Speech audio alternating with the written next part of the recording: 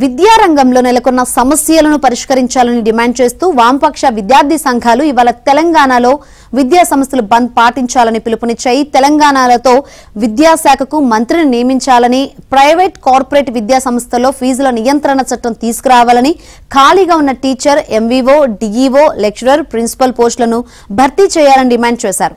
అద్దె భవనాల్లో నడుస్తున్న గురుకులాలు, హాస్టళ్లకు సొంత భవనాలు నిర్మించాలని, గురుకులాల సమయాన్ని శాస్త్రీయంగా మార్చాలని, పెండింగ్ స్కాలర్షిప్లు, ఫీజు రియంబర్స్మెంట్ బకాయిలు విడుదల చేయాలని విద్యాశాఖ అధికారులకు వినతి పత్రాలు అందజేస్తామని తెలిపారు.